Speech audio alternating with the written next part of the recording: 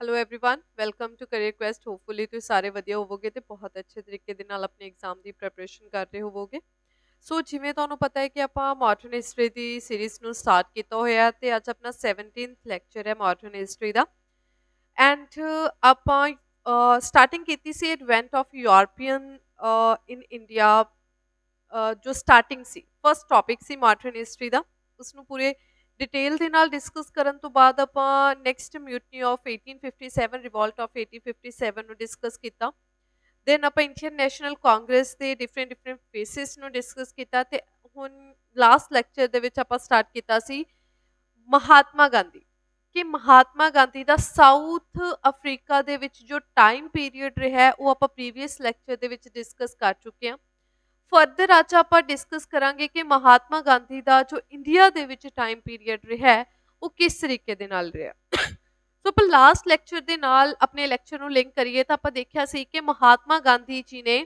South Africa ਦੇ ਵਿੱਚ ਕਿਸ ਤਰੀਕੇ ਦੇ ਨਾਲ ਇੰਡੀਅਨਸ ਦੇ ਹੱਕਾਂ ਦੇ ਲਈ ਅਲੱਗ-ਅਲੱਗ ਮੈਥਡ ਸੀ ਜੋ ਅਪਣਾਏ ਸੀ ਸੋ 1914 ਤੱਕ 20 ਸਾਲਾਂ ਦਾ ਜੋ ਟਾਈਮ ਪੀਰੀਅਡ ਰਿਹਾ ਸੀ ਉਹ ਮਹਾਤਮਾ ਗਾਂਧੀ ਦਾ ਸਾਊਥ ਅਫਰੀਕਾ ਦੇ ਵਿੱਚ ਕੰਪਲੀਟ ਹੋ ਚੁੱਕਿਆ ਸੀ ਸੋ ਮਹਾਤਮਾ ਗਾਂਧੀ ਜੀ ਦੀ ਜੋ ਪਰਫਾਰਮੈਂਸ ਸੀ ਸਾਊਥ ਅਫਰੀਕਾ ਦੇ ਵਿੱਚ ਮਹਾਤਮਾ ਗਾਂਧੀ ਜੀ ਦੀ ਪਰਫਾਰਮੈਂਸ ਦੇਖਣ ਤੋਂ ਬਾਅਦ Gopal Krishna Gokhale was a moderate leader of Indian National Congress so Gopal Krishna Gokhale ji ਨੇ ਇਨਵਾਈਟ ਕੀਤਾ ਮਹਾਤਮਾ ਗਾਂਧੀ ਨੂੰ ਕਿ ਮਹਾਤਮਾ ਗਾਂਧੀ ਜੀ ਤੁਹਾਡਾ ਹੁਣ ਜੋ ਤੁਸੀਂ ਬਹੁਤ ਅੱਛੇ ਕੰਮ ਕਰ ਲਏ ਸਾਊਥ ਅਫਰੀਕਾ ਦੇ ਵਿੱਚ ਹੁਣ ਤੁਹਾਡੀ ਲੋੜ ਤੁਹਾਡੀ ਇੰਡੀਆ ਨੂੰ ਵੀ ਹੈ ਸੋ ਗੋਪਾਲ ਕ੍ਰਿਸ਼ਨ ਗੋਖਲੇ ਜੀ ਦੇ ਕਹਿਣ ਦੇ ਉੱਤੇ who was a political guru of Mahatma Gandhi then answer ਹੋਏਗਾ Gopal Krishna Gokhale was a political guru of Mahatma Gandhi ਤੇ ਗੋਪਾਲ ਕ੍ਰਿਸ਼ਨ ਗੋਖਲੇ ਜੀ ਦੇ ਕਹਿਣ ਦੇ ਉੱਤੇ ਹੀ ਮਹਾਤਮਾ ਗਾਂਧੀ 9 ਜਨ 1950 ਨੂੰ ਇੰਡੀਆ ਦੇ ਵਿੱਚ ਆਏ ਤੇ ਉਹਨਾਂ ਟਾਈਮ ਕੋਈ ਵੀ ਐਕਟੀਵਿਟੀ ਜਾਂ ਕੋਈ ਵੀ ਸਟੈਪ ਨਹੀਂ ਸੀ ਚੱਕਦੇ ਜਿੰਨਾ ਟਾਈਮ ਉਸ ਚੀਜ਼ ਨੂੰ ਐਨਾਲਾਈਜ਼ ਨਹੀਂ ਕਰ ਲੈਂਦੇ ਸੋ ਉਹਨਾਂ ਨੇ ਡਿਫਰੈਂਟ ਸੱਤਿਆਗ੍ਰਹਿ ਕੀਤੇ ਨੇ ਸਾਡੀ ਇੰਡੀਆ ਦੇ ਵਿੱਚ ਆਉਂਦੇ ਉਹ 1915 ਦੇ ਵਿੱਚ ਇੰਡੀਆ ਦੇ ਵਿੱਚ ਨੇ ਤੇ ਉਹਨਾਂ ਦਾ ਪਹਿਲਾ ਸੱਤਿਆਗ੍ਰਹਿ ਇੰਡੀਆ ਦੇ ਵਿੱਚ ਹੁੰਦਾ 1917 ਦੇ ਵਿੱਚ 2 ਸਾਲਾਂ ਦੇ ਬਾਅਦ ਸੋ 2 ਸਾਲਾਂ ਦੇ ਵਿੱਚ ਮਹਾਤਮਾ ਗਾਂਧੀ ਜੀ ਦਾ ਟਾਈਮ ਪੀਰੀਅਡ ਰਿਹਾ ਉਹ ਕਿਸ ਤਰੀਕੇ ਦਾ ਰਿਹਾ ਸੋ 2 ਸਾਲਾਂ ਦੇ ਵਿੱਚ ਮਹਾਤਮਾ ਗਾਂਧੀ ਜੀ ਨੇ ਪੂਰੀ ਇੰਡੀਆ ਦੇ ਵਿੱਚ ਘੁੰਮੇ ਫਿਰੇ ਉਹਨਾਂ ਨੇ ਇੰਡੀਅਨਸ ਦੀਆਂ ਜੋ ਪ੍ਰੋਬਲਮਸ ਨੇ ਉਹ ਅੱਖੀਂ ਦੇਖੀਆਂ ਤੇ ਆਪ ਉਹਨਾਂ ਦੇ ਵਿੱਚ ਸਫਰ ਕੀਤਾ ਤੇ ਦੇਖਿਆ ਕਿ ਇੰਡੀਅਨਸ ਕਿੰਨਾ ਚੀਜ਼ਾਂ ਦੇ ਵਿੱਚ ਉਹ ਸਫਰ ਕਰ ਰਹੇ ਨੇ ਸੋ ਆਪਣੇ ਉੱਤੇ ਉਹਨਾਂ ਪ੍ਰੋਬਲਮਸ ਨੂੰ ਲੈਣ ਤੋਂ ਬਾਅਦ ਮਹਾਤਮਾ ਗਾਂਧੀ ਜੀ ਨੇ ਇੰਡੀਆ ਦੇ ਵਿੱਚ ਆਪਣੇ ਸਟੈਪ ਜੋ ਚੱਕਣੇ ਸਟਾਰਟ ਕੀਤੇ ਇੰਡੀਆ ਦੀ ਫ੍ਰੀडम ਦੇ ਲਈ ਇੰਡੀਅਨਸ ਦੇ ਰਾਈਟਸ ਦੇ ਲਈ ਸੋ 2 ਸਾਲ 1916-15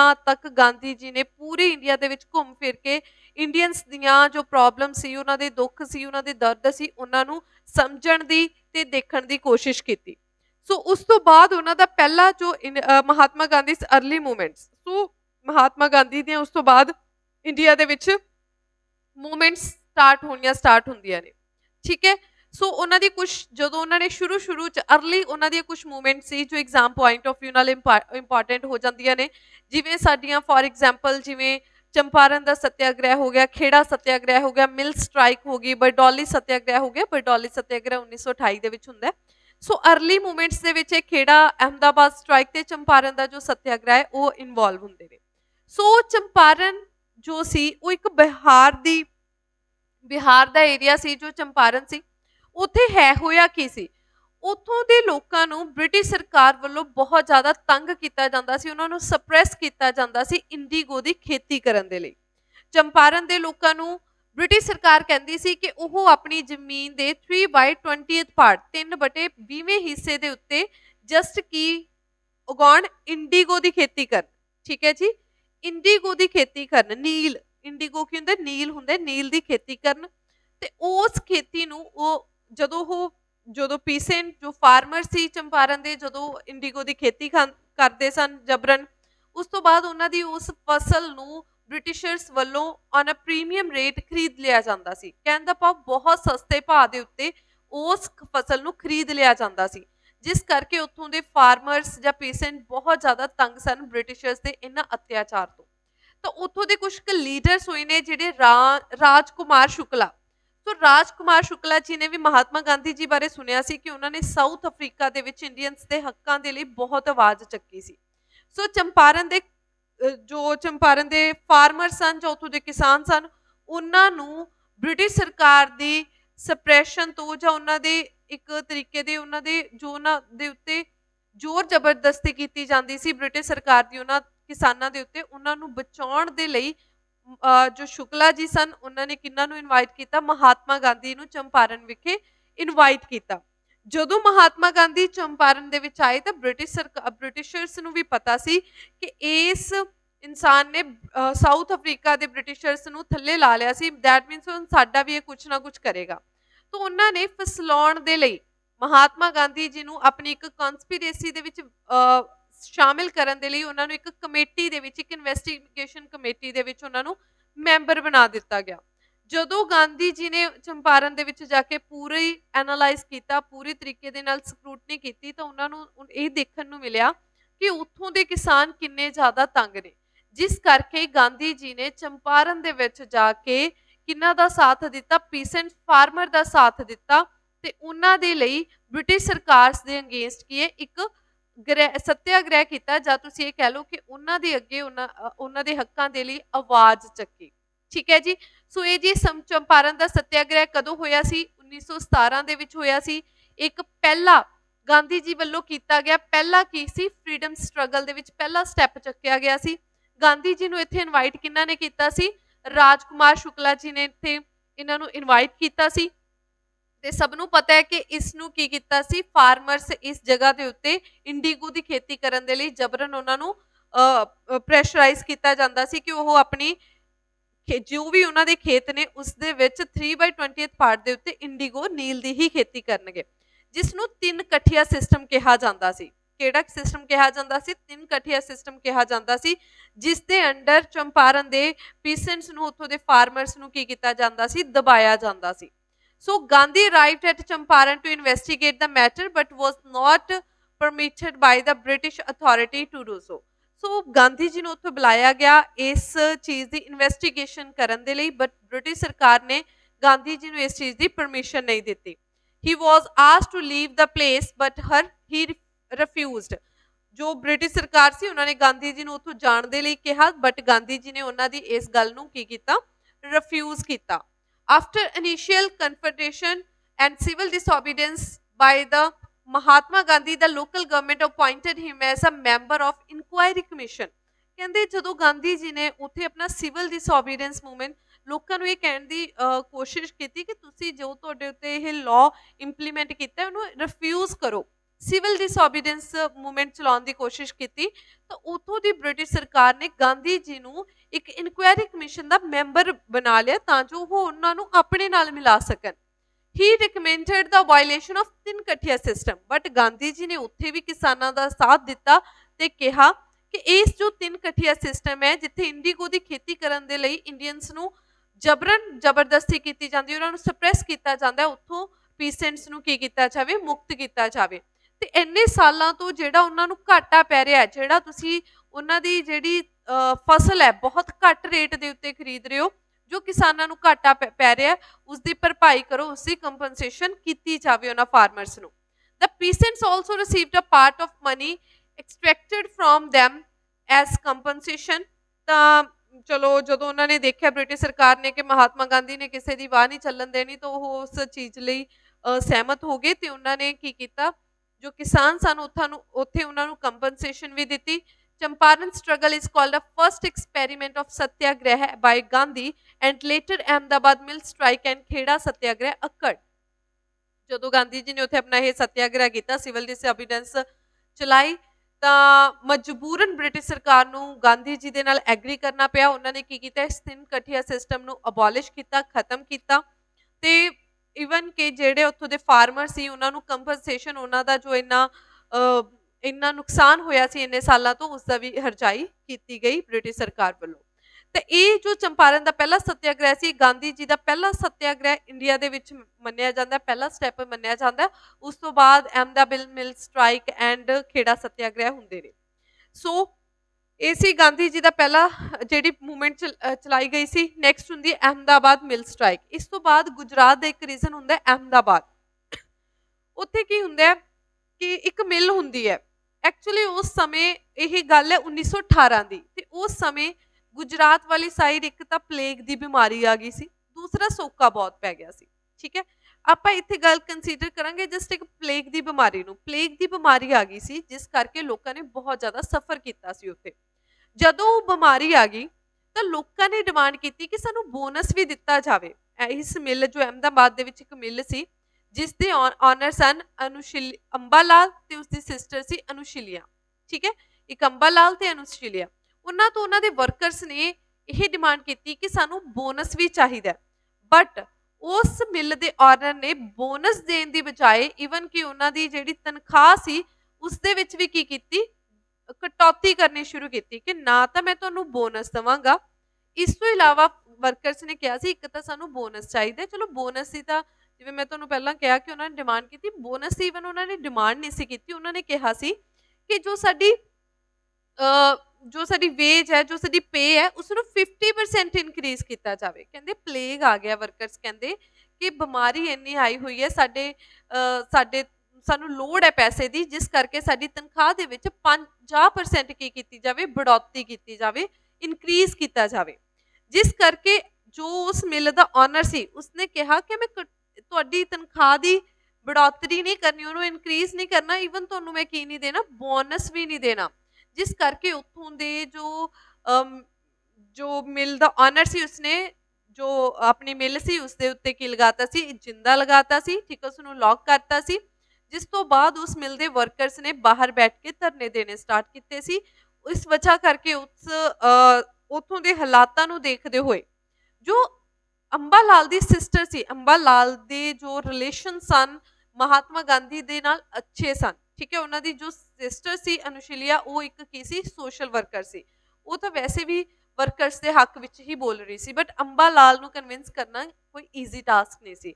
ਸੋ ਅੰਬਾ ਲਾਲ ਨੂੰ ਲੱਗਿਆ ਕਿ ਅਗਰ ਮੈਂ ਇਹਨਾਂ ਵਰਕਰਸ ਨੂੰ ਕੀ ਕਰਨਾ, ਕਨਵਿੰਸ ਕਰਨਾ, ਜਾਂ ਇਹਨਾਂ ਵਰਕਰਸ ਨੂੰ ਆਪਣੇ ਅੰਡਰ ਕਰਨਾ, ਤਾਂ ਮੈਂ ਮਹਾਤਮਾ ਗਾਂਧੀ ਨੂੰ ਇਨਵਾਈਟ ਕਰ ਸਕਦਾ, ਕਿਉਂਕਿ ਉਹ ਇਹਨਾਂ ਕੰਮਾਂ ਦੇ ਵਿੱਚ ਪੂਰਾ ਤੇਜ਼ ਹੈ ਤੇ ਪੂਰੀ ਤਰੀਕੇ ਨਾਲ ਐਕਸਪਰਟ ਹੈ। ਜਿਸ ਕਰਕੇ ਇਸ ਮਿਲ ਦੇ ਓਨਰ ਅੰਬਾ ਲਾਲ ਨੇ ਗਾਂਧੀ ਜੀ ਨੂੰ ਇਨਵਾਈਟ ਕੀਤਾ ਅਹਿਮਦਾਬਾਦ ਦੇ ਵਿੱਚ ਉਸ ਮਿਲ ਦਾ ਲੌਕ ਖਲਵਾਉਣ ਦੇ ਲਈ। ਜਦੋਂ ਗਾਂਧੀ ਜੀ ਉੱਥੇ ਆਏ, ਉਹਨਾਂ ਨੇ ਜਦੋਂ ਪੂਰੀ ਪ੍ਰੋਬਲਮ ਦੀ ਇਨਕੁਆਇਰੀ ਕੀਤੀ ਜਾਂ ਪੂਰਾ ਸਿਸਟਮ ਦੇਖਿਆ, ਤਾਂ ਉਹਨਾਂ ਨੇ ਵਰਕਰਸ ਦੀ ਕੀ ਦਿੱਤਾ, ਵਰਕਰਸ ਦਾ ਸਾਥ ਦਿੱਤਾ। ਉਹਨਾਂ ਨੂੰ ਲੱਗਿਆ ਕਿ ਵਰਕਰਸ ਬਿਲਕੁਲ ਸਹੀ ਕਹਿ ਰਹੇ ਨੇ, ਬਟ ਉਹਨਾਂ ਨੇ ਕਿਹਾ ਕਿ ਮੈਂ ਅੰਬਾ ਲਾਲ ਵੀ ਸ਼ੌਕ ਸੀ ਕਿ ਮੈਂ ਬੁਲਾਇਆ ਤਾਂ ਮੈਂ ਸੀ, ਇਹ ਸਾਥ ਵਰਕਰਸ ਦਾ ਦੇ ਰਿਹਾ। ਤਾਂ ਗਾਂਧੀ ਜੀ ਨੇ ਵਰਕਰਸ ਨੂੰ ਕਿਹਾ ਕਿ ਚਲੋ 50% ਤਾਂ ਇਨਕਰੀਜ਼ ਨਹੀਂ ਕੀਤੀ ਜਾ ਸਕਦੀ ਵੇਜਿਸ, ਆਪਾਂ 35% ਦੀ ਗੱਲਬਾਤ ਕਰਦੇ, ਆਪਾਂ 35% ਤੁਹਾਡੀ ਜੋ ਵੇਜ ਹੈ, ਤਨਖਾਹ ਹੈ, ਉਸ ਨੂੰ ਵਧਾਵਾਂਗੇ, ਐਸ ਵੈਲ ਐਸ ਤੁਹਾਨੂੰ ਬੋਨਸ ਦੇਣ ਦੀ ਗੱਲ ਕੀਤੀ ਜਾਏਗੀ। ਚਲੋ ਜੀ, ਵਰਕਰਸ ਗਾਂਧੀ ਜੀ ਨਾਲ ਸਹਿਮਤ ਹੋ ਗਏ, ਕਹਿੰਦੇ ਅਗਰ ਤੁਸੀਂ ਕਰ ਸਕਦੇ ਹੋ ਤਾਂ ਸਾਡੇ ਲਈ ਇੰਨਾ ਹੀ ਕਰ ਦਿਓ।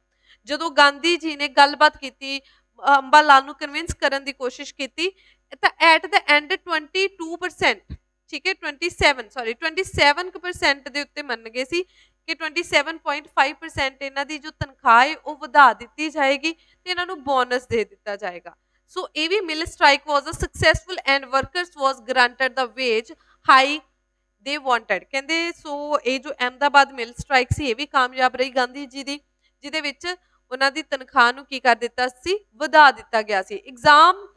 ਐਗਜ਼ਾਮ ਦੇ ਵਿੱਚ ਇੱਕ ਕੁਐਸਚਨ ਪੁੱਛਿਆ ਜਾਏਗਾ, ਬਹੁਤ ਵਾਰ ਪੁੱਛਿਆ ਜਾਂਦਾ ਹੈ ਕਿ ਉਹ ਪਹਿਲਾ ਕਿਹੜੀ ਸਟ੍ਰਾਈਕ ਸੀ ਜਿਸ ਦੇ ਉੱਤੇ ਗਾਂਧੀ ਜੀ ਇੰਡੀਆ ਦੇ ਵਿੱਚ ਪਹਿਲੀ ਵਾਰ ਭੁੱਖ ਵਰਤ ਦੇ ਉੱਤੇ, ਮਰਨ ਵਰਤ ਦੇ ਉੱਤੇ ਬੈਠੇ ਸਨ, ਹੰਗਰ ਸਟ੍ਰਾਈਕ। ਠੀਕ ਹੈ, ਭੁੱਖ ਵਰਤ ਦੇ ਉੱਤੇ ਗਾਂਧੀ ਜੀ ਪਹਿਲੀ ਸਟ੍ਰਾਈਕ ਗਾਂਧੀ ਜੀ ਨੇ ਕਦੋਂ ਕੀਤੀ ਸੀ, ਤਾਂ ਆਨਸਰ ਹੋਏਗਾ ਹੰਗਰ ਸਟ੍ਰਾਈਕ ਗਾਂਧੀ ਜੀ ਦੀ ਪਹਿਲੀ 1918 ਦੇ ਵਿੱਚ ਹੋਈ ਸੀ, ਜਿਹੜੀ ਸੀ ਅਹਿਮਦਾਬਾਦ ਮਿਲ ਸਟ੍ਰਾਈਕ।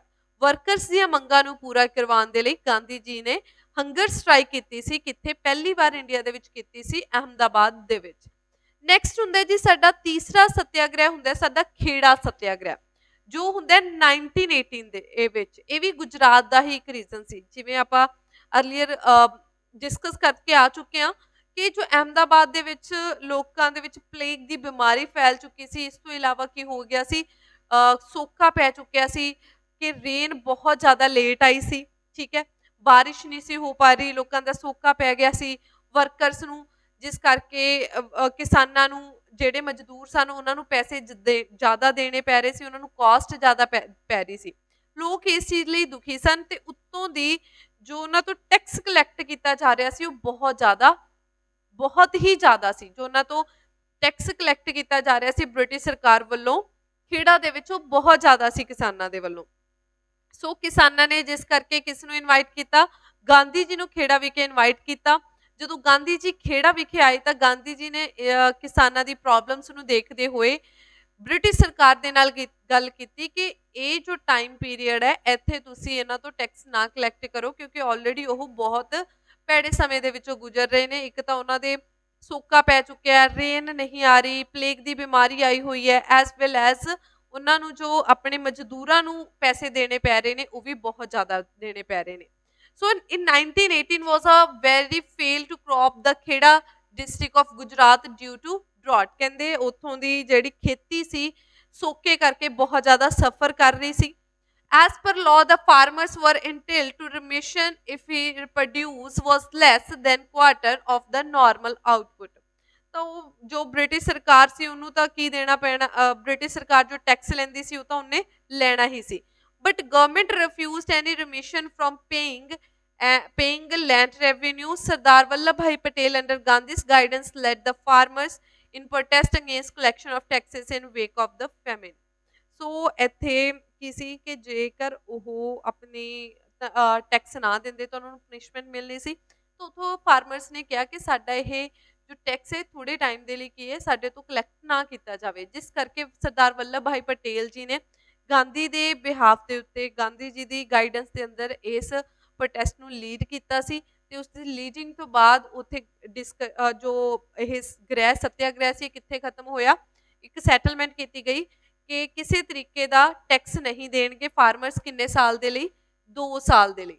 ਕਹਿੰਦੇ no revenue confiscation of land and property by government. ਕਹਿੰਦੇ ਜਿਹੜੇ ਕਿਸਾਨਾਂ ਦੀ ਜਿਹੜੀ ਜ਼ਮੀਨ ਸੀ ਜਿਹੜੀ ਆਪਣੀ ਬ੍ਰਿਟਿਸ਼ ਸਰਕਾਰ ਨੇ ਕਾਬੂ ਕੀਤੀ ਹੋਈ ਸੀ, ਕਬਜ਼ਾ ਕੀਤਾ ਹੋਇਆ ਸੀ, ਉਸ ਨੂੰ ਛੱਡਿਆ ਜਾਵੇ। ਤੇ ਇਸ ਤੋਂ ਇਲਾਵਾ ultimately Bombay government agreed and suspend the revenue payment for 2 years and return the ਕਨਫਿਸਕੇਟਡ land. ਤਾਂ ਐਟ ਦ ਐਂਡ ਜਦੋਂ ਗਾਂਧੀ ਜੀ ਦੀ ਗਾਈਡੈਂਸ ਅੰਦਰ ਵੱਲਭ ਭਾਈ ਪਟੇਲ ਜੀ ਨੇ ਇਹ ਵਾਲਾ ਸੱਤਿਆਗ੍ਰਹਿ ਕੀਤਾ ਤਾਂ ਬ੍ਰਿਟਿਸ਼ ਸਰਕਾਰ ਐਟ ਦ ਐਂਡ ਮੰਨਣ ਲਈ ਤਿਆਰ ਸੀ ਕਿ ਅਸੀਂ 2 ਸਾਲਾਂ ਦੇ ਲਈ ਨਾ ਤਾਂ ਕੋਈ ਰੈਵਨਿਊ ਲਵਾਂਗੇ ਤੇ ਜਿਹੜੀ ਜ਼ਮੀਨ ਦੇ ਉੱਤੇ ਕਿਸਾਨਾਂ ਦੀ ਤੇ ਉੱਤੇ ਕਬਜ਼ਾ ਕੀਤਾ ਹੋਇਆ ਸੀ ਉਹ ਵੀ ਉਹਨਾਂ ਨੂੰ ਕੀ ਕਰਾਂਗੇ, ਵਾਪਿਸ ਕਰਾਂਗੇ। ਸੋ ਇਹ ਸੀ ਗਾਂਧੀ ਜੀ ਦੇ ਜਿਹੜੀਆਂ ਅਰਲੀ ਮੂਵਮੈਂਟਸ ਕੀਤੀਆਂ ਗਾਂਧੀ ਜੀ ਨੇ ਕਿੱਥੇ, ਇੰਡੀਆ ਦੇ ਵਿੱਚ, ਠੀਕ ਹੈ ਜੀ। ਸੋ ਇਹਦਾ ਨਤੀਜਾ ਕੀ ਨਿਕਲਿਆ, ਜਿਵੇਂ ਇੱਕ ਚੰਪਾਰਨ ਸੱਤਿਆਗ੍ਰਹਿ ਹੋ ਗਿਆ, ਠੀਕ ਹੈ, ਜਾਂ ਫਿਰ ਸਾਡਾ ਖੇੜਾ ਸੱਤਿਆਗ੍ਰਹਿ ਹੋ ਗਿਆ, ਜਾਂ ਅਹਿਮਦਾਬਾਦ ਮਿਲ ਸਟ੍ਰਾਈਕ ਹੋ ਗਈ, ਇਹ ਸਾਰੀਆਂ ਸਕਸੈਸਫੁਲ ਰਹੀਆਂ ਸਨ। ਇਸ ਦੇ ਨਾਲ ਗਾਂਧੀ ਜੀ ਦੀ ਵਾਹਵਾ ਹੋ ਗਈ ਸੀ ਪੂਰੀ ਇੰਡੀਆ ਦੇ ਵਿੱਚ। ਸੋ ਕਹਿੰਦੇ Gandhi ji demonstrated the people the effectiveness of his technique of satyagraha. ਕਹਿੰਦੇ ਗਾਂਧੀ ਜੀ ਨੇ ਜਿਹੜੀ ਉਹਨਾਂ ਦੀ ਮੋਸਟ ਫੇਵਰਟ ਟੈਕਨੀਕ ਸੀ ਸੱਤਿਆਗ੍ਰਹਿ ਦੇ ਨਾਲ ਮਸਲਿਆਂ ਨੂੰ ਹੱਲ ਕਰਨਾ, ਇਹ ਪੂਰੇ ਇੰਡੀਆ ਦੇ ਵਿੱਚ ਵੀ ਪਪੂਲਰ ਹੋ ਚੁੱਕੀ ਸੀ ਤੇ ਲੋਕ ਇਹਨਾਂ ਦੀ ਇਸ ਟੈਕਨੀਕ ਨਾਲ ਖੁਸ਼ ਵੀ ਸਨ। Gandhi ji acquired the first hand experience of problems of Indian masses। ਕਹਿੰਦੇ ਇਹਨਾਂ ਸੱਤਿਆਗ੍ਰਹਿਵਾਂ ਦੇ ਨਾਲ ਹੀ ਗਾਂਧੀ ਜੀ ਨੇ ਪਹਿਲੀ ਵਾਰ ਇੰਡੀਆ ਦੇ ਲੋਕਾਂ ਦੀਆਂ ਪ੍ਰੋਬਲਮਸ ਨੂੰ ਕੀ ਕੀਤਾ ਸੀ, ਸਮਝਿਆ ਸੀ ਜਾਂ ਫੇਸ ਕੀਤਾ ਸੀ। Helped Gandhi ji to gain popularity. ਕਹਿੰਦੇ ਇਹਨਾਂ ਸੱਤਿਆਗ੍ਰਹਿਾਂ ਨਾਲ ਹੀ ਗਾਂਧੀ ਜੀ ਨੂੰ ਪੂਰੀ ਇੰਡੀਆ ਦੇ ਵਿੱਚ ਕੀ ਮਿਲੀ ਸੀ, ਵਾਹਵਾ ਮਿਲੀ ਸੀ, ਪਪੂਲੈਰਿਟੀ ਮਿਲ ਚੁੱਕੀ ਸੀ, ਫੇਮਸ ਹੋ ਗਏ ਸਨ। ਸੋ ਇਹ ਉਹੀ ਟਾਈਮ ਪੀਰੀਅਡ ਹੈ 1917-18 ਦੀ ਗੱਲ ਕਰ ਰਹੇ ਹਾਂ। ਉਸ ਤੋਂ ਬਾਅਦ ਇੱਕ ਸੱਤਿਆਗ੍ਰਹਿ ਪਾਸ ਹੁੰਦਾ ਹੈ, ਕਿਹੜਾ, ਰੌਲਟ ਸੱਤਿਆਗ੍ਰਹਿ। ਇਹ ਵੀ ਗਾਂਧੀ ਜੀ ਦੇ ਵੱਲੋਂ ਕੀਤਾ ਗਿਆ ਸੀ। ਕਦੋਂ ਕੀਤਾ ਗਿਆ ਸੀ, ਸਨ 1919 ਦੇ ਵਿੱਚ, ਠੀਕ ਹੈ। ਜੋ ਰੌਲਟ ਸੱਤਿਆਗ੍ਰਹਿ ਇਹ ਵੀ ਗਾਂਧੀ ਜੀ ਵੱਲੋਂ ਸਨ 1919 ਦੇ ਵਿੱਚ ਕੀਤਾ ਗਿਆ ਸੀ। ਹੁਣ ਇਹ ਰੌਲਟ ਸੱਤਿਆਗ੍ਰਹਿ ਹੈ ਕੀ ਸੀ, ਸਮਝਣ ਦੀ ਕੋਸ਼ਿਸ਼ ਕਰਨੀ ਹੈ ਕਿ ਰੌਲਟ ਸੱਤਿਆਗ੍ਰਹਿ ਹੈ ਕੀ ਸੀ। ਮੈਂ ਆਲਰੇਡੀ ਪਹਿਲਾਂ ਵੀ ਪਿਛਲੇ ਲੈਕਚਰਸ ਦੇ ਵਿੱਚ ਵੀ ਡਿਸਕਸ ਕਰ ਚੁੱਕੀ ਹਾਂ। ਹੋਇਆ ਕੀ ਸੀ ਕਿ ਜੋ ਐਮਰਜੈਂਸੀ ਵਰਲਡ ਵਾਰ 1 ਲੱਗੀ ਹੋਈ ਸੀ, ਠੀਕ ਹੈ, ਵਰਲਡ ਵਾਰ 1 ਵਿਸ਼ਵ ਯੁੱਧ 1 ਚੱਲ ਰਿਹਾ ਸੀ। ਕਦੋਂ, 1914 ਤੋਂ ਲੈ ਕੇ 1918 ਤੱਕ ਜੋ ਵਿਸ਼ਵ ਯੁੱਧ ਚੱਲ ਰਿਹਾ ਸੀ ਕਿ ਜਿਸ ਦੇ ਵਿੱਚ ਬ੍ਰਿਟਿਸ਼ ਸਰਕਾਰ ਵੀ ਪਾਰਟਿਸਿਪੇਟ ਕਰ ਰਹੀ ਸੀ। ਸੋ ਇਸ ਦੀ ਆੜ ਦੇ ਵਿੱਚ ਬ੍ਰਿਟਿਸ਼ ਸਰਕਾਰ ਨੇ ਇਸ ਕਿ ਸਾਡਾ ਵਿਸ਼ਵ ਯੁੱਧ ਚੱਲ ਰਿਹਾ, ਵਰਲਡ ਵਾਰ 1 ਚੱਲ ਰਹੀ ਹੈ, ਜਿਸ ਕਰਕੇ ਇਹਨਾਂ ਨੇ ਇੰਡੀਆ ਦੇ ਵਿੱਚ ਵੀ ਐਮਰਜੈਂਸੀ ਘੋਸ਼ਿਤ ਕੀਤੀ ਹੋਈ ਸੀ। ਸੋ ਐਮਰਜੈਂਸੀ ਦੇ ਅੰਡਰ ਇਹਨਾਂ ਨੂੰ ਕੁਛ ਕੀ ਮਿਲੀਆਂ ਹੋਈਆਂ ਸੀ, ਪਾਵਰਸ ਮਿਲੀਆਂ ਹੋਈਆਂ ਸੀ। ਪਾਵਰਸ ਕਹਿਣ ਦਾ ਭਾਵ ਕਿ ਅਗਰ ਇਹਨਾਂ ਨੂੰ ਕਿਸੇ ਵੀ ਬੰਦੇ ਦੇ ਉੱਤੇ ਸ਼ੱਕ ਲੱਗਦਾ ਸੀ, ਜਿਵੇਂ ਹੁਣ ਵੀ ਆਪਣੀ ਐਮਰਜੈਂਸੀਜ਼ ਲੱਗਦੀਆਂ ਆਰਟੀਕਲ 352 356 ਦੇ ਅੰਡਰ, ਸੋ ਉਸੇ ਤਰੀਕੇ ਦੇ ਨਾਲ ਹੀ ਅਗਰ ਕੋਈ ਜਿਸ ਦੇ ਉੱਤੇ ਸ਼ੱਕ ਹੁੰਦਾ ਸੀ ਉਸ ਨੂੰ ਚੱਕ ਲਿਆ ਜਾਂਦਾ ਸੀ, ਠੀਕ ਹੈ।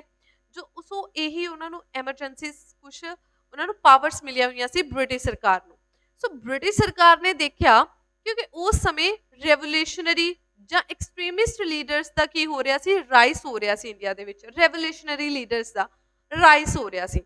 ਸੋ ਬ੍ਰਿਟਿਸ਼ ਸਰਕਾਰ ਨੇ ਸੋਚਿਆ ਕਿ ਇਹਨਾਂ ਰੈਵੋਲੂਸ਼ਨਰੀਜ਼ ਨੂੰ ਦਬਾਉਣ ਦੇ ਲਈ ਕਿਉਂ ਨਾ ਅਸੀਂ ਇਹੀ ਐਮਰਜੈਂਸੀ ਦੀ ਪਾਵਰਸ ਨੂੰ ਕੀ ਕਰ ਦਿੱਤਾ ਜਾਵੇ, ਐਕਸਟੈਂਡ ਕਰ ਦਿੱਤਾ ਜਾਵੇ, ਵਧਾ ਦਿੱਤਾ ਜਾਵੇ, ਠੀਕ ਹੈ। ਐਮਰਜੈਂਸੀ ਦੀ ਪਾਵਰ ਨੂੰ ਵਧਾ ਦਿੱਤਾ ਜਾਵੇ। ਬਿਨਾਂ ਐਮਰਜੈਂਸੀ ਦੀ ਬਿਨਾਂ ਦੇਸ਼ ਦੇ ਵਿੱਚ ਕੋਈ ਸਰਕਮਸਟੈਂਸ ਬਿਲਕੁਲ ਠੀਕ ਹੁੰਦੇ ਹੋਣ ਦੇ ਬਾਵਜੂਦ ਵੀ ਅਗਰ ਇੰਡੀਆ ਦੇ ਵਿੱਚ ਐਮਰਜੈਂਸੀ ਲੱਗਦੀ ਹੈ ਜਾਂ ਸਾਡੀ ਕੰਟਰੀ ਕਿਸੇ ਵੀ ਕੰਟਰੀ ਦੇ ਵਿੱਚ ਐਮਰਜੈਂਸੀ ਲੱਗਦੀ ਹੈ ਤਾਂ ਉਸ ਨੂੰ ਪ੍ਰਵਾਨ ਨਹੀਂ ਕੀਤਾ ਜਾਂਦਾ। ਤੇ ਇਹਨਾਂ ਨੇ ਕੀ ਕੀਤਾ ਸੀ, ਉਸ 1914 ਤੋਂ ਲੈ ਕੇ 1918 ਦੀ ਜਿਹੜੀ ਐਮਰਜੈਂਸੀ ਦੀਆਂ ਪਾਵਰਸ ਸੀ ਉਹਨਾਂ ਨੂੰ 1919 ਦੇ ਵਿੱਚ ਵੀ ਐਕਸਟੈਂਡ ਕਰਤਾ ਸੀ। ਕਿਸ ਲਾਅ ਦੇ ਅਧੀਨ, ਰੌਲਟ ਲਾਅ ਦੇ ਅਧੀਨ ਇੱਕ ਰੌਲਟ ਐਕਟ ਪਾਸ ਕੀਤਾ ਗਿਆ ਬ੍ਰਿਟਿਸ਼ ਸਰਕਾਰ ਦੇ ਵੱਲੋਂ 1919 ਦੇ ਵਿੱਚ। ਉਹਦੇ ਵਿੱਚ ਕੀ ਕਿਹਾ ਗਿਆ, ਨੋ ਵਕੀਲ, ਨੋ ਦਲੀਲ, ਨੋ ਅਪੀਲ, ਠੀਕ ਹੈ ਜੀ। ਕੀ ਕਿਹਾ ਗਿਆ, ਨੋ ਦਲੀਲ, ਨੋ ਵਕੀਲ, ਨੋ ਅਪੀਲ, ਕਿ ਜੇਕਰ ਕਿਸੇ ਵੀ ਇੰਡੀਅਨ ਦੇ ਉੱਤੇ ਸ਼ੱਕ ਹੋ ਰਿਹਾ ਕਿ ਇਹ ਕੋਈ ਰੈਵੋਲੂਸ਼ਨਰੀ ਹੈ, ਜੇ ਬ੍ਰਿਟਿਸ਼ਰਸ ਦੇ ਅਗੇਂਸਟ ਕੋਈ ਕਿਸੇ ਤਰੀਕੇ ਦੀ ਕਨਸਪੀਰੇਸੀ ਘੜ ਰਿਹਾ ਹੈ ਤਾਂ ਉਹਦੀ ਨਾ ਕੋਈ ਦਲੀਲ ਸੁਣੀ ਜਾਏਗੀ, ਨਾ ਹੀ ਉਹਨੂੰ ਕੋਈ ਵਕੀਲ ਕਰਨ ਦਾ ਅਧਿਕਾਰ ਦਿੱਤਾ ਜਾਏਗਾ, ਨਾ ਹੀ ਉਹਦੀ ਕੋਈ ਅਪੀਲ ਸੁਣੀ ਜਾਏਗੀ। ਕਿਉਂ? ਕਿਉਂਕਿ ਉਹਨਾਂ ਨੂੰ ਰੌਲਟ ਐਕਟ ਦੇ ਅਧੀਨ ਐਮਰਜੈਂਸੀ ਪਾਵਰਸ ਦੇ ਅਧੀਨ ਚੱਕ ਕੇ ਜੇਲ੍ਹ ਦੇ ਵਿੱਚ ਪਾ ਦਿੱਤਾ ਜਾਏਗਾ। ਸੋ ਇੰਡੀਅਨਸ ਨੇ ਜਦ ਮਹਾਤਮਾ ਗਾਂਧੀ ਜੀ ਨੇ ਸੋਚਿਆ ਕਿ ਇਹ ਤਾਂ ਕੀ ਹੋ ਰਹੀ ਹੈ, ਨਾ ਇਨਸਾਫੀ ਹੋ ਰਹੀ ਹੈ ਇੰਡੀਅਨਸ ਦੇ ਲਈ, ਜਿਸ ਕਰਕੇ ਗਾਂਧੀ ਜੀ ਨੇ ਇਸ ਐਕਟ ਨੂੰ, ਜਿਸ ਨੂੰ ਬਲੈਕ ਐਕਟ ਵੀ ਕਿਹਾ ਜਾਂਦਾ ਹੈ, ਠੀਕ ਹੈ, ਇਸ ਐਕਟ ਨੂੰ ਖਤਮ ਕਰਨ ਦੇ ਲਈ ਗਾਂਧੀ ਜੀ ਨੇ ਕਿਹੜਾ ਸੱਤਿਆਗ੍ਰਹਿ ਚਲਾਇਆ ਸੀ, ਰੌਲਟ ਐਕਟ ਸੱਤਿਆਗ੍ਰਹਿ ਚਲਾਇਆ ਗਿਆ ਸੀ ਗਾਂਧੀ ਜੀ ਵੱਲੋਂ। ਸੋ ਇਹ ਜੋ ਮੈਂ ਤੁਹਾਨੂੰ ਪੂਰੀ ਸਟੋਰੀ ਸੁਣਾਈ ਹੈ ਇਹ ਸਭ ਕੁਝ ਇੱਥੇ ਲਿਖਿਆ ਹੋਇਆ ਹੈ, ਅਗਰ ਤੁਸੀਂ ਪੜ੍ਹਨਾ ਚਾਹੋ ਤਾਂ ਤੁਸੀਂ ਪੜ੍ਹ ਸਕਦੇ ਹੋ ਕਿ ਰੌਲਟ ਐਕਟ ਸੱਤਿਆਗ੍ਰਹਿ ਕੀ ਸੀ, ਕਾਹਦੇ ਲਈ ਸੀ ਤੇ ਕੀ ਸੀ। ਸੋ ਨੈਕਸਟ ਆ ਜਾਂਦਾ ਜੀ ਸਾਡਾ ਓਕੇ, ਇਹ ਸਭ ਕੁਝ ਰੌਲਟ ਸੱਤਿਆਗ੍ਰਹਿ। ਸੋ ਇਸ ਰੌਲਟ ਸੱਤਿਆਗ੍ਰਹਿ ਦੇ ਵਿੱਚ ਹੀ ਬਹੁਤ ਸਾਰੇ ਲੀਡਰਸ ਨੇ ਕੀ ਕੀਤਾ ਸੀ, ਅੱਗੇ ਆ ਕੇ ਇਸ ਰੌਲਟ ਸੱਤਿਆਗ੍ਰਹਿ ਦੇ ਅਗੇਂਸਟ ਧਰਨੇ ਲਗਾਏ ਸਨ। ਸੋ ਇਸ ਰੌਲਟ ਸੱਤਿਆਗ੍ਰਹਿ ਦੀਆਂ ਕੁਝ ਐਕਟੀਵਿਟੀਜ਼ ਪੰਜਾਬ ਦੇ ਵਿੱਚ ਹੁੰਦੀਆਂ ਵੀ ਦਿਖੀਆਂ ਸਨ। ਸੋ ਪੰਜਾਬ ਦੇ ਵਿੱਚ ਜਦੋਂ ਇਹ ਪ੍ਰੋਟੈਸਟ ਕੀਤੇ ਜਾ ਰਹੇ ਸੀ, ਕਹਿੰਦੇ ਦਾ ਪ੍ਰੋਟੈਸਟ ਵਰ ਵੈਰੀ ਇੰਟੈਂਸ ਇਨ ਪੰਜਾਬ, ਕਹਿੰਦੇ ਇਸ ਰੌਲਟ ਐਕਟ ਨੂੰ ਖਤਮ ਕਰਨ ਦੇ ਲਈ ਪੰਜਾਬ ਦੇ ਵਿੱਚ ਵੀ ਜੋ ਇਹ ਲਹਿਰ ਸੀ ਪੂਰੀ ਪੀਕ ਤੇ ਪਹੁੰਚੀ ਹੋਈ ਸੀ। ਬਹੁਤ ਸਾਰੇ ਧਰਨੇ ਪ੍ਰੋਟੈਸਟ ਕੀਤੇ ਜਾ ਰਹੇ ਸੀ। ਇਸ ਨੂੰ ਪ੍ਰੋਟੈਸਟ ਕਰਦੇ ਹੋਏ ਦੋ ਪ੍ਰੋਮੀਨੈਂਟ ਲੀਡਰ ਆਫ ਕਾਂਗਰਸ ਕਿਹੜੇ ਸੀ, ਇੱਕ ਤਾਂ ਡਾਕਟਰ ਸਤਿਆਪਾਲ ਤੇ ਇੱਕ ਡਾਕਟਰ ਸੈਫੂਦੀਨ ਕਿਚਲੂ। ਡਾਕਟਰ ਸਤਿਆਪਾਲ ਤੇ ਡਾਕਟਰ ਸੈਫੂਦੀਨ ਕਿਚਲੂ ਨੂੰ ਅਰੈਸਟ ਕਰ ਲਿਆ ਗਿਆ ਸੀ, ਜਿਸ ਕਰਕੇ ਪੰਜਾਬੀਆਂ ਨੂੰ ਬਹੁਤ ਵੱਡਾ ਝਟਕਾ ਲੱਗਿਆ ਸੀ। ਸੋ ਉਹਨਾਂ ਦੀ ਰਿਹਾਈ ਦੇ ਲਈ, ਡਾਕਟਰ ਸਤਿਆਪਾਲ ਤੇ ਡਾਕਟਰ ਸੈਫੂਦੀਨ ਦੀ ਰਿਹਾਈ ਦੇ ਲਈ ਇੱਕ ਤਰੀਕੇ ਦੀ ਗੈਦਰਿੰਗ ਕੀਤੀ ਸੀ।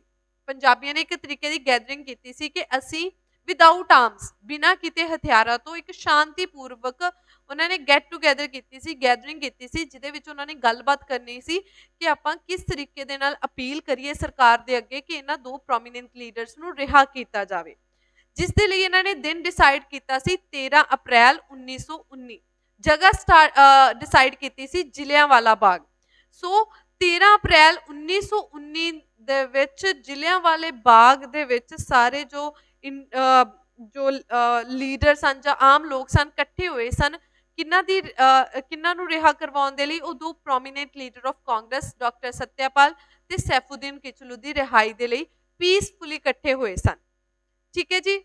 ਜੋ ਸਾਡਾ ਰੌਲਟ ਜਦੋਂ ਇਕੱਠੇ ਹੁੰਦੇ ਨੇ ਤਾਂ ਉਹ ਇਹ ਬ੍ਰਿਟਿਸ਼ ਸਰਕਾਰ ਦੇਖਦੀ ਹੈ ਕਿ ਇਸ ਤਰੀਕੇ ਨਾਲ ਇਕੱਠੇ ਹੋਏ ਨੇ, ਕਿਤੇ ਸਾਡੇ ਅਗੇਂਸਟ ਕੋਈ ਕਨਸਪੀਰੇਸੀ ਨਾ ਕਰ ਲੈਣ, ਜਿਸ ਕਰਕੇ ਉਸ ਨਿਹੱਥੇ ਲੋਕਾਂ ਦੇ ਉੱਤੇ ਗੋਲੀਆਂ ਚਲਾਉਣ ਦਾ ਹੁਕਮ ਦੇ ਦਿੱਤਾ ਗਿਆ ਸੀ।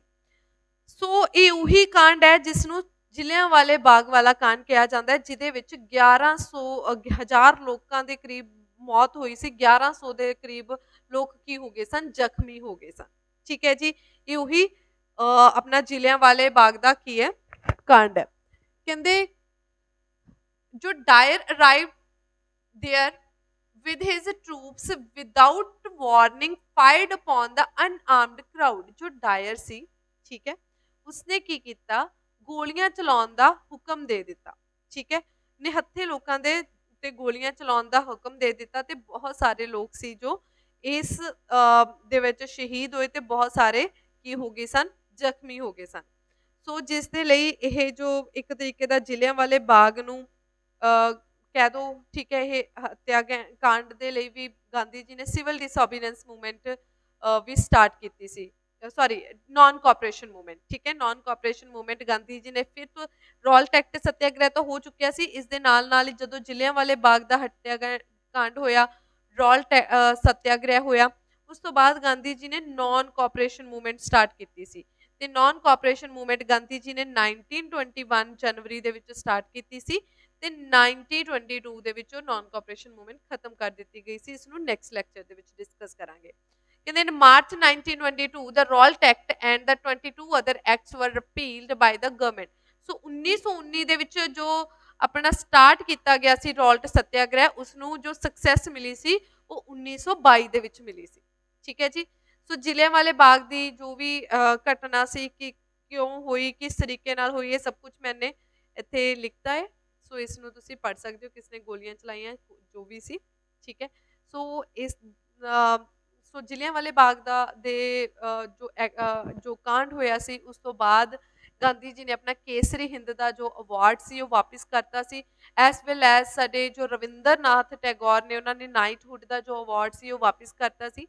ਸੋ ਇਹ ਜੋ ਟੌਪਿਕਸ ਨੇ ਆਪਾਂ ਕੱਲ ਵੀ ਡਿਸਕਸ ਕਰਾਂਗੇ ਜਦੋਂ ਕਲਾਸ ਨੂੰ ਸਟਾਰਟ ਕਰਾਂਗੇ। ਠੀਕ ਹੈ, ਤੇ ਇਹ ਬਹੁਤ ਇੰਪੋਰਟੈਂਟ ਹੈ ਕਿਉਂਕਿ ਜੋ ਨਾਨ ਕੋਆਪਰੇਸ਼ਨ ਮੂਵਮੈਂਟ ਹੈ ਉਹ ਜ਼ਿਲ੍ਹਿਆਂਵਾਲੇ ਬਾਗ ਦੇ ਜੋ ਹੱਤਿਆਕਾਂਡ ਹੋਇਆ ਸੀ ਉਸ ਦੇ ਅਗੇਂਸਟ ਹੀ ਚਲਾਈ ਗਈ ਸੀ ਨਾਨ ਕੋਆਪਰੇਸ਼ਨ ਮੂਵਮੈਂਟ। ਸੋ ਆਪਾਂ ਕੱਲ ਦੇ ਲੈਕਚਰ ਦੇ ਵਿੱਚ ਸਟੱਡੀ ਕਰਾਂਗੇ। ਹੋਪਫੁਲੀ ਤੁਹਾਨੂੰ ਇਹ ਲੈਕਚਰ ਬਹੁਤ ਪਸੰਦ ਆਇਆ ਤੇ ਸਮਝ ਵੀ ਆਇਆ ਹੋਵੇਗਾ। ਸੋ ਲੈਕਚਰ ਨੂੰ ਲਾਈਕ ਐਂਡ ਸ਼ੇਅਰ ਜ਼ਰੂਰ ਕਰਨਾ ਤੇ ਆਪਣੇ ਰਿਵਿਊ ਕਮੈਂਟ ਬਾਕਸ ਦੇ ਵਿੱਚ ਜ਼ਰੂਰ ਦੇਣਾ। Thank you so much. ਮਿਲਦੇ ਨੈਕਸਟ ਲੈਕਚਰ।